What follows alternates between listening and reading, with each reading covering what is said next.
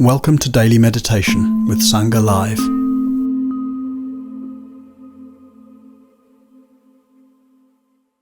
Morning, everyone. Lovely to be here with you.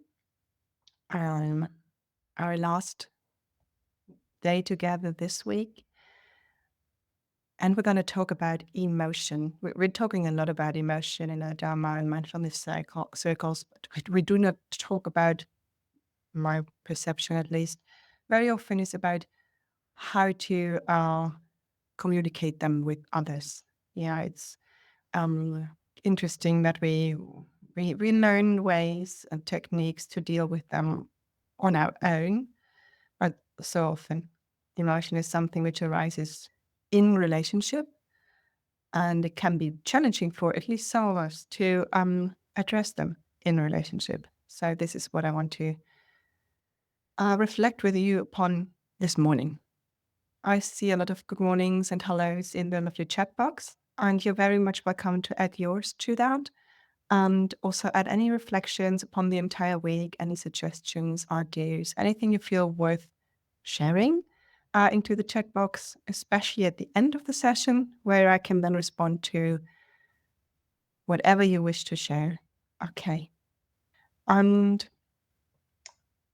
we're going to talk about the whole theme for 20 minutes. Then we're going to do a slightly related guided meditation. As we can't talk together, it needs to be something addressed to our own heart minds, and we see what we can do there on emotion. And finally, last 15 minutes, we're going to dedicate to our sharing. Okay, so that's the plan for this morning. I'm going to share my thoughts on emotion and communication. If you look at a difficult conversation, any difficult moment you had with someone lately or in the larger past, you will notice that emotion is part of this conversation. Yeah. Sometimes it's the main part, like this ouch of like, that really hurt me. And I want you to acknowledge that. Sometimes it's a side effect or one of the outcomes that doesn't have main center stage. So that can quite shift. But I would dare to say in every challenging conversation, there is also strong emotion, potentially not only with us, but with the other as well. In order for a conversation to get pretty heated up or pretty painful or pretty stuck, it needs actually to be under the strength or touched by the strength of an emotion. So emotion is part of probably any challenging conversation. And we do a lot of practice with that, and we learn to be compassionate to our emotions, and we learn to be in touch with our emotions and acknowledge them, and so on and so on. And that is immensely helpful. But I find the other step we need to do is to bring them into our conversation with others. And that can bring us into huge dilemmas, of all sorts. The one thing is, emotions live in the space between you and me. Yeah, it's not something I can own and hold and care for and then avoid bringing into the conversation, bringing into the relationship. They're there. Yeah, they're there and they impact the situation. And people, interestingly enough, there have been studies that people are not very good at discovering lies. You have some train in that, but it's not the lie. It's the emotional inauthenticity which people notice. Yeah. So, easiest example, which you discover 100 times in the week, is someone saying, "I'm fine," and you clearly know you're not. Yeah. We have a good feeling, a good perception of where the other emotionally just currently is, and we know, I don't quite know what is going on with you, but I can tell you're not fine. Yeah.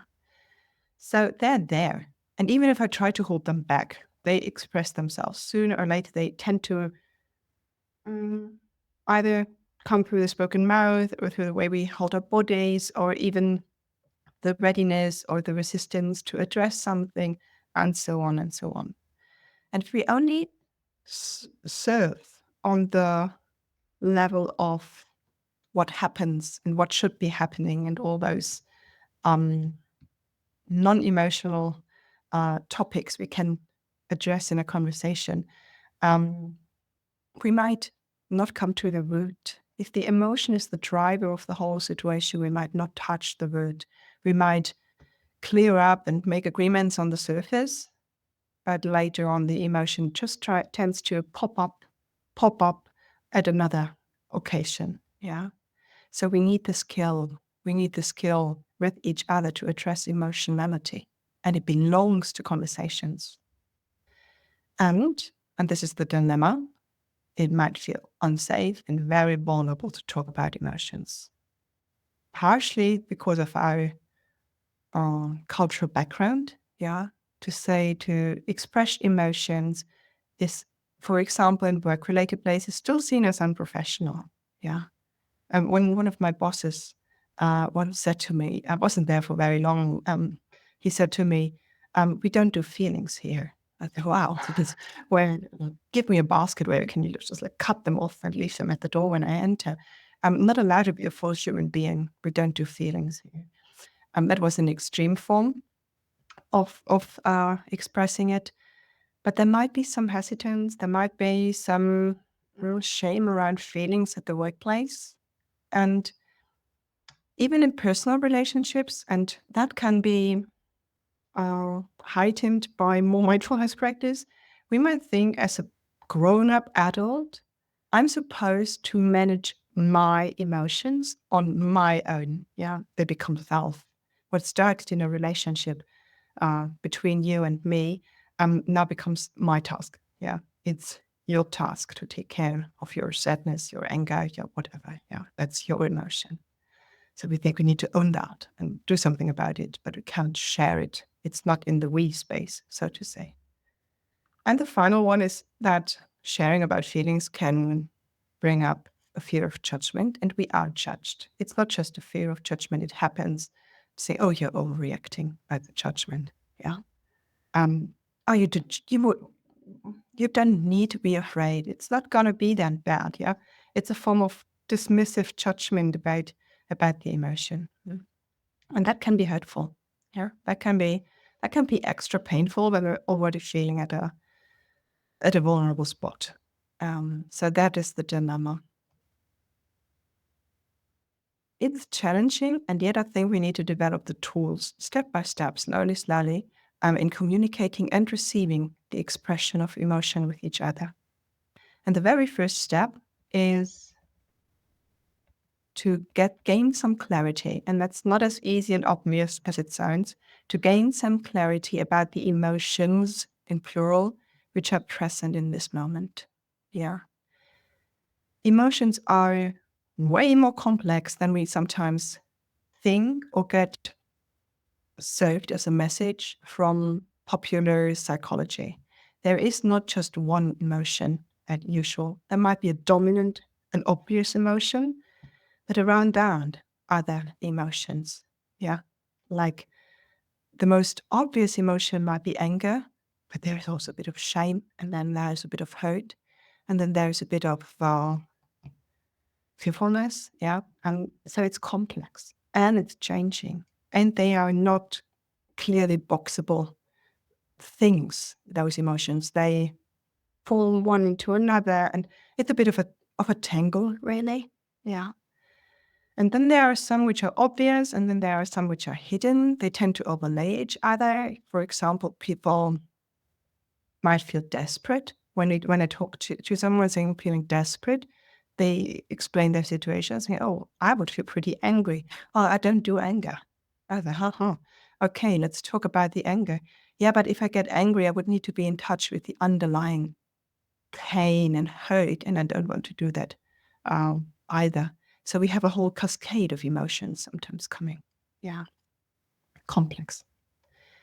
And before I can go into conversation and talk about and be with those emotions, I need some clarity around them. Yeah. And also might need to hear my own views and judgments and reactions to emotions. We all have, I love that idea, they called it an emotional footprint. Yeah. And they call, this is from the book I'm quoting, I can look it up later. They said that some emotions are okay to have for us. Like, I'm speaking from personal experience. I have a background of saying, okay, it's okay to have fear. It's okay to be sad. And it's less okay to be angry. Yeah. Less okay to be angry or self-righteous like this. I want this determination sometimes. These are feelings which I notice my footprint would discern from each other. Okay to have, not so okay to have. And equally as interesting, we feel okay with certain feelings in others. I can meet you when you're fearful. I can meet you when you feel, and when you're angry. I cannot meet you. I need to flee. I need to withdraw. I need to build up armor when you're angry. And for other people, it's the other way around. Yeah. So we have a certain disposition how to meet emotions. Can we see that? Yeah. And once we have that clear, and we're very in touch, and we acknowledge that, the second step, which I find very interesting, is to create upekkha, like this spaciousness around an emotion. To be with an emotion and to express an emotion is something which the Buddha would probably call a middle way. And the middle way is one between emotion is not true, and neither is it to be dismissed and suppressed. Now, this needs some explanation probably. And just in case you're noticing some reactivity flaring up, no one is going to dismiss or tell you to suppress your emotions. It's in the way in which we relate to an emotion. Any emotion which is there is a piece of valuable information. It's a reaction to a need. It's a reaction to a situation. It's a reaction to something which has happened, and so on. And it might not be the truth about the situation. Yeah, just simple sentence. I'm hurt. There is a sense of feeling of hurt. And if I give this feeling truth, the narrative might spin forward into, this means you have hurt me. Yeah. And now I hear the byword intentionally. Yeah. I'm hurt, and this means someone must have hurt me on purpose. So to say the emotion is there, but it's not probably telling the truth about the whole situation. And neither does it need to be dismissed. My feelings are just illusions. Like, one can read the Buddha Dharma and see that emotions are conditioned, coming together out of different causes and conditions, saying, well, if it's built up, it's probably nebulous and can be disregarded. I can just come back to the sense doors and disregard my emotions. It would be disrespectful to the emotion, and in conversations and in relationships, we lose a valuable piece of information, and we also lose a respectful contact to the heart. Yeah, the feelings are there. Yeah, they impact the situation. They have an impact on how you think, how you feel, how you perceive the situation and yourself. Yeah, so they're not to be dismissed and not to taken as true. And sometimes it can be very helpful to create that spaciousness just by seeing, how does that emotion come together? Yeah. Is it based on certain assumptions? For example, around the intentions of another, like I said in the sentence earlier. I'm hurt, and this means you must have hurt me intentionally, if this is the assumption. For me, another emotion immediately pops up, which is anger. Yeah. But say, wait a moment. Yeah. Can I see what really happened and the assumption in that situation? Slowly. Yeah, slowly. So assumptions on the intentions of others, what we think has happened, what we think will happen. I had a situation where I noticed my emotion rising. We were standing in a queue for ice cream in the summer, and suddenly a woman pushed forward very forcefully with her child, yeah, saying, everyone out of the way, out of the way. And we were standing there like for minutes, and my anger flared up. And then she added a small little piece of information. Could you please let us step forward? My son has autism and he just can't wait one more minute in that crowd with so many impressions and so much noise you run on the street. And my anger made whoop and dissipated with a finger snip so quickly. Like feelings can be like really quick, quickly build up, quickly gone. So that small little piece of information, it changed the whole emotional realm. Yeah. And I find that very interesting. It tells me that one piece of information added, one insight into the other person added, and the emotional realm might shift in one way or another. So it would be a bit daring to take emotion as true under these conditions. Yeah. And I might also look into different situations and might look at the emotion which arises in contact with you. I might look at the emotion which arises in contact with the self-image. Yeah, I feel a bit shameful. I feel a bit angry with myself, etc., etc. And so they get a good picture of the whole dynamic. So that creates spaciousness around the emotion. There is an emotion, and I can remember, there is also more to this moment, more to me, more to us, more to the world. Yeah. I'm a caretaker of this hurting heart. And that allows me to step out of being the emotion, being stirred by the emotion, being pushed forward or pulled back by the emotion, and then come into a caretaking holding of that emotion, saying, dear heart, this is the language I use in the guided meditations, and it embodies that step. Dear heart, let me take care of that. Yeah.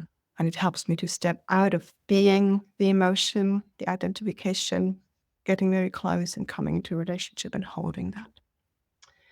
And this is all the process which goes probably we come to us very quickly and very shortly before the start of a conversation.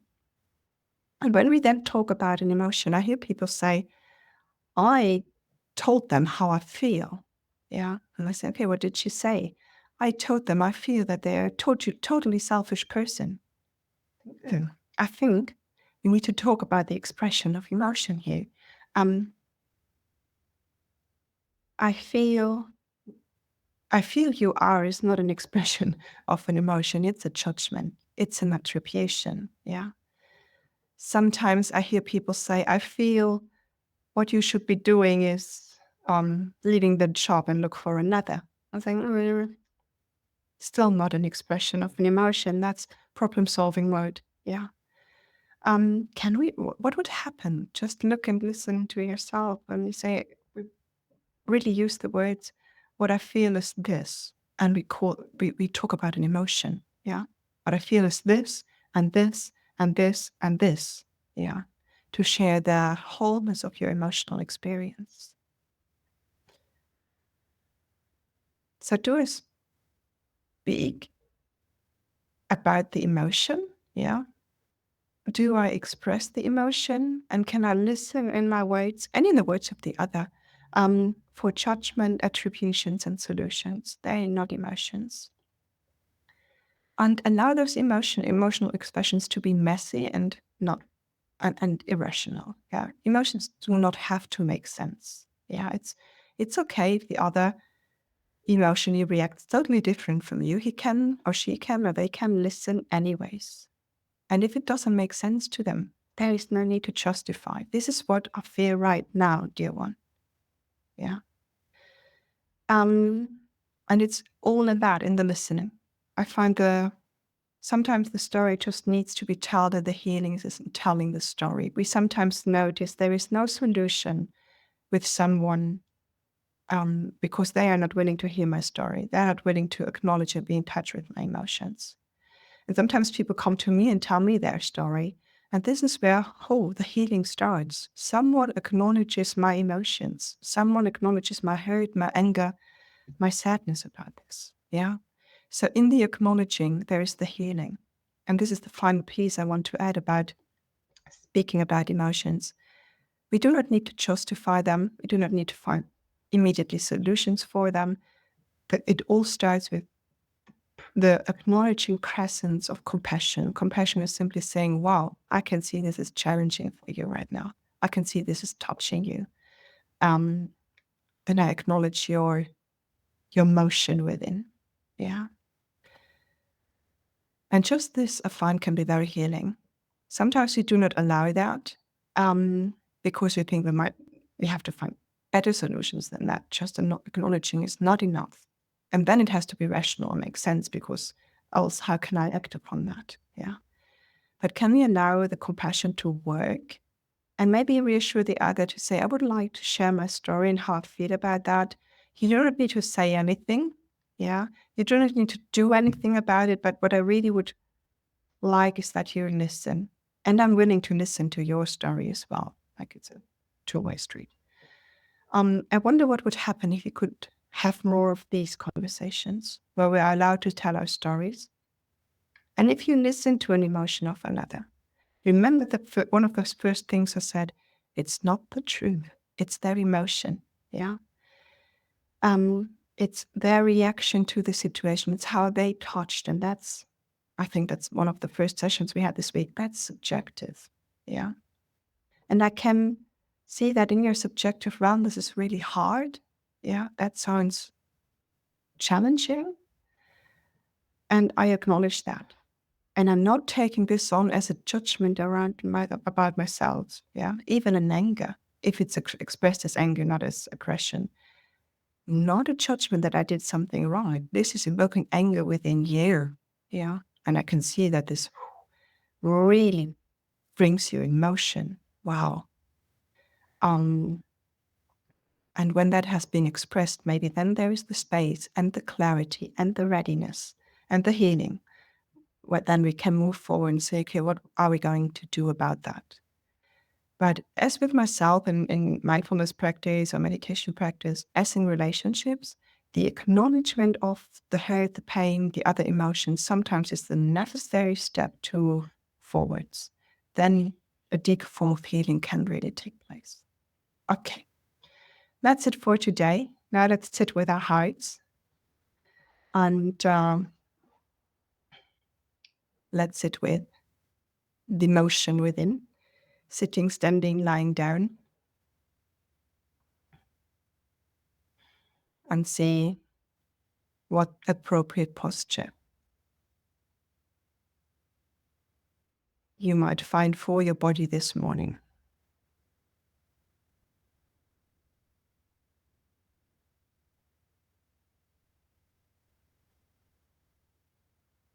Sometimes we bring a mood into the day. It's a bit gray this morning or feels a bit fearful. It's one of those days where we're ready to jump into the day and do a lot of things. Just notice whether there is a general underlying mood. Sometimes it's connected to the weather. And see whether your body has taken up some embodiment of that mood. And whether it is helpful to stretch it out a bit and open it up a bit so that the emotion within can flow again, becomes less solidified in physical tension. You can sit a bit more upright.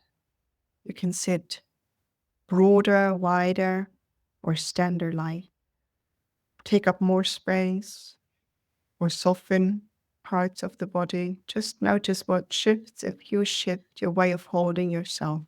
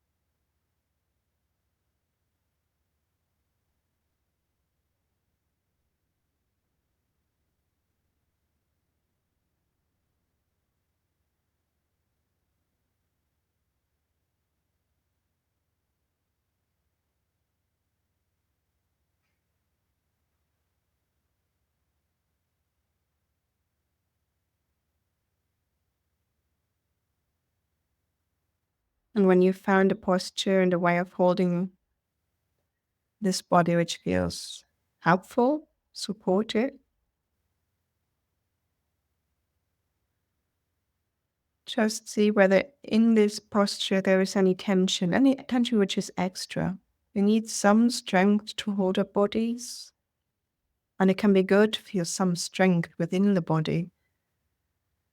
But is there tension which is extra and which can be given back to the earth, the ground, the solidness of the floor, the cushion, the sofa underneath?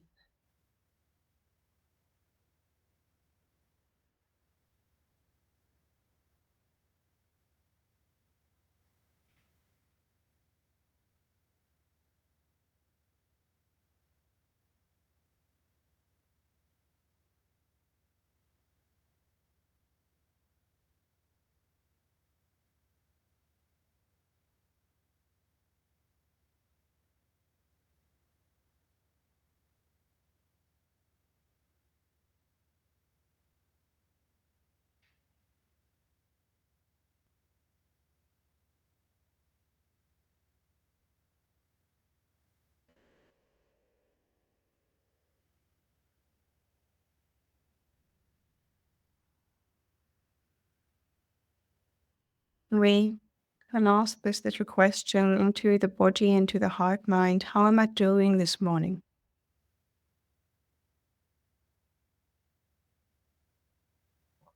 And you don't need to search for something concrete.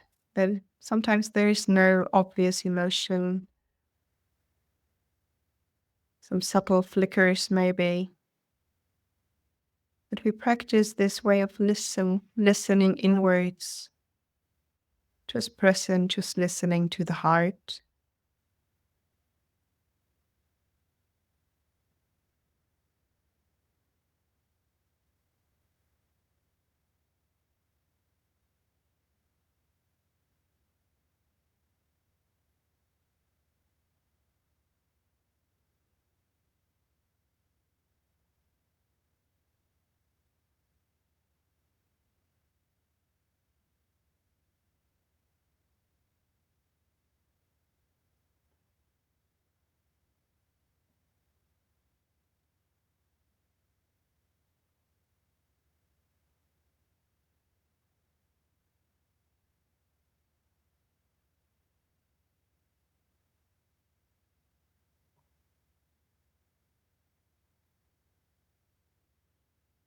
Maybe the motion within has a name and maybe it doesn't. Invite your thinking mind to relax if it can't put a label on it. We can still feel it out.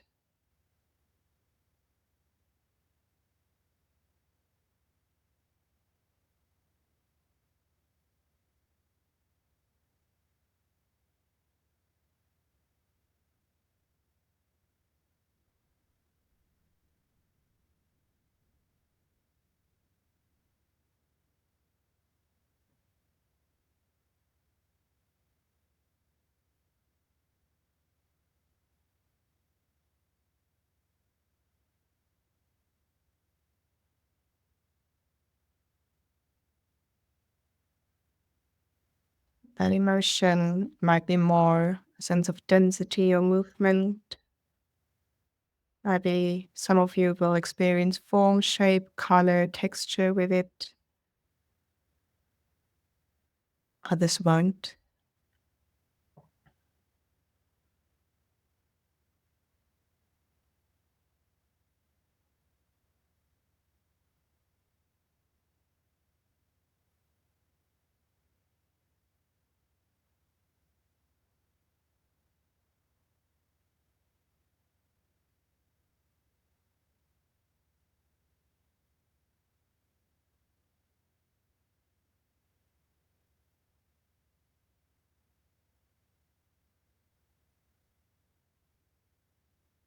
And listen to this inner word, this inner realm of motion, as if it were someone dear and important to you. And your task is not to fix their lives. or have the right answers or know the right techniques. It's just to listen, just to be present, hold space with them.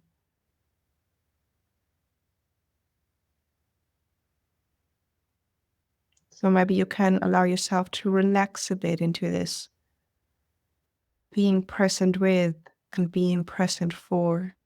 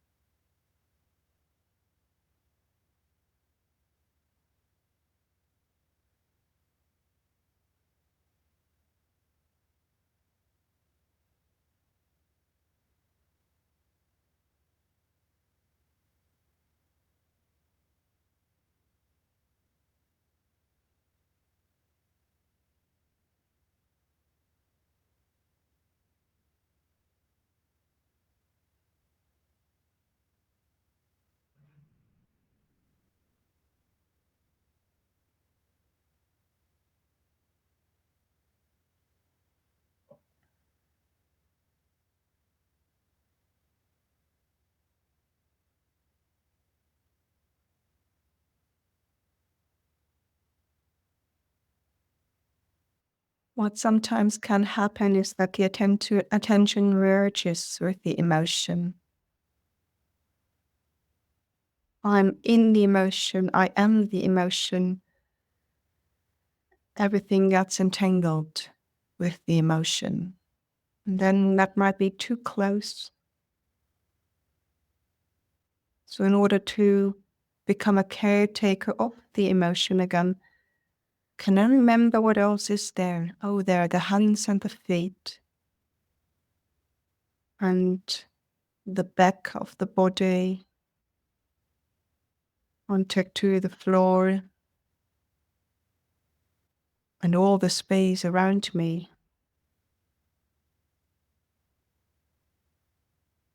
So that my field of attention widens into all that which there is, broad, wide mindfulness.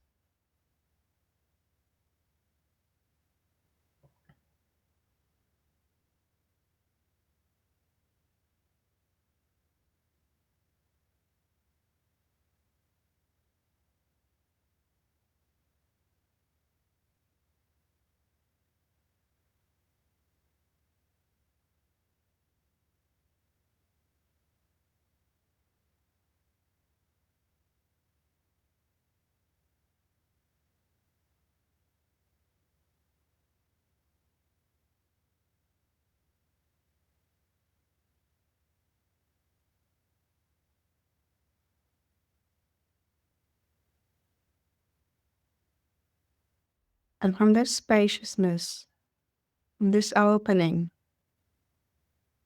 we can then look back into and hold and meet the motions of the heart and the mind.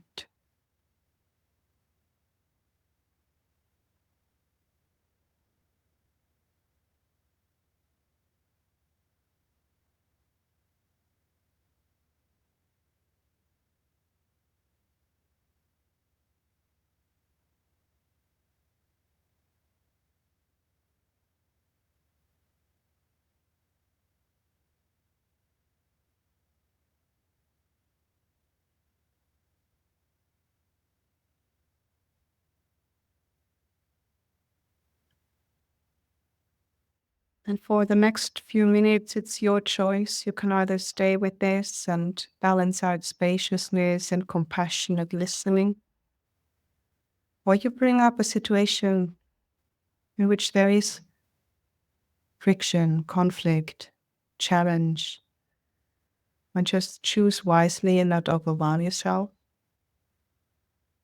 And can you then, in the same way we did right now, listen to everything which the heart has to tell, and back off and create spaciousness when you feel it's necessary.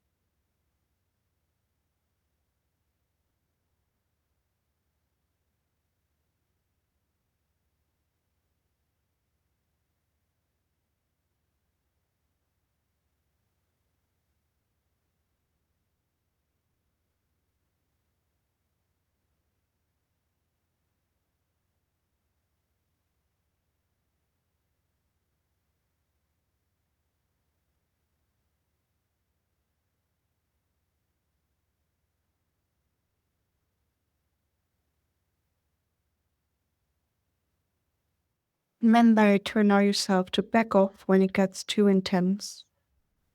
Re-establish spaciousness. If you get overwhelmed, you cannot caretake of the heart.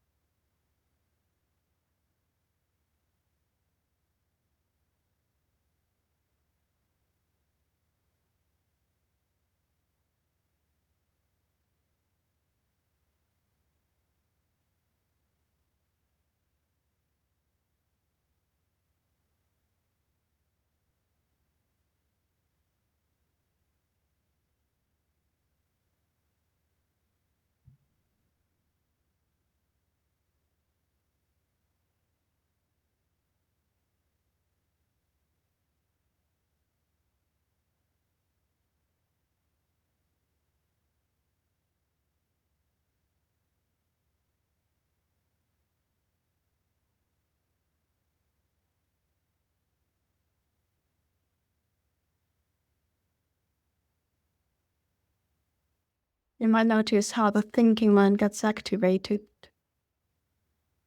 And just allow that to be part of the emotion. The mind wants to help thinking about it and solving it and finding solutions. Oh, dear mind. It's okay, I have this. We don't need to figure it out right now. It's okay to just listen, just be present.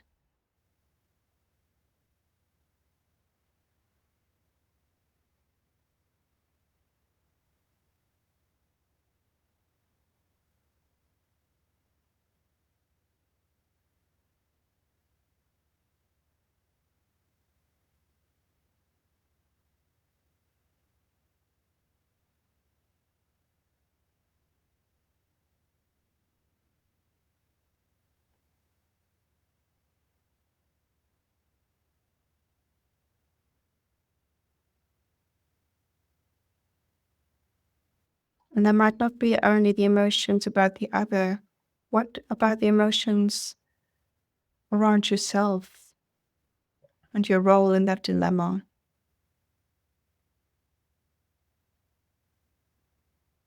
And what about the not knowing and the uncertainty of the situation?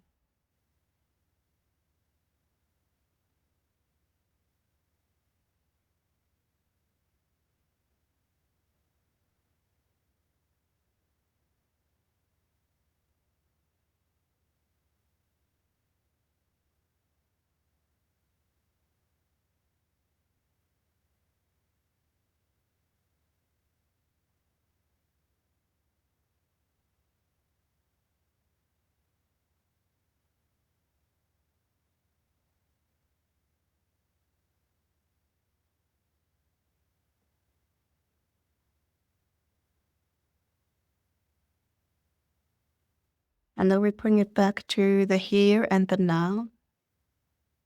Or we notice a few things. We let go of the emotion, saying, thank you, dear heart mind, for showing yourself. Thank you.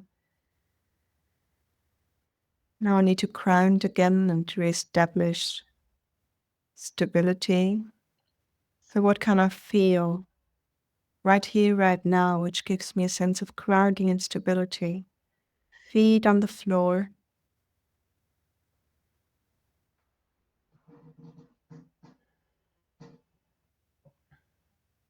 Strength within the body. When you like, you can use some of your muscles, tighten them, strengthen them up, and then let them soften again. Do that a few times, tightening up a few muscles and then softening again, coming back to this moment.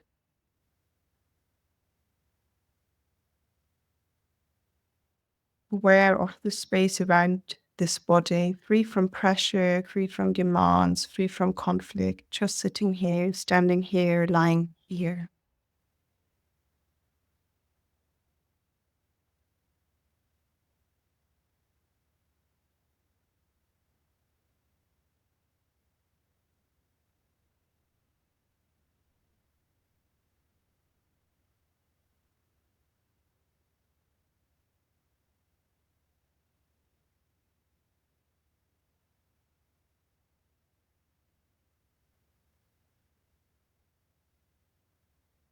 And then I like you to stretch out and sigh and yawn.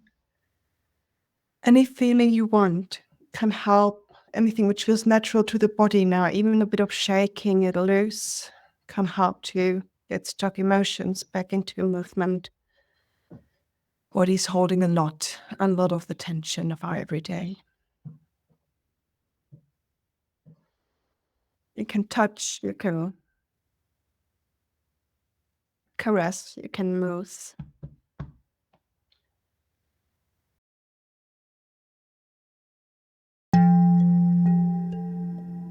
Today's podcast is an offering to you from our archive of freely available live daily classes.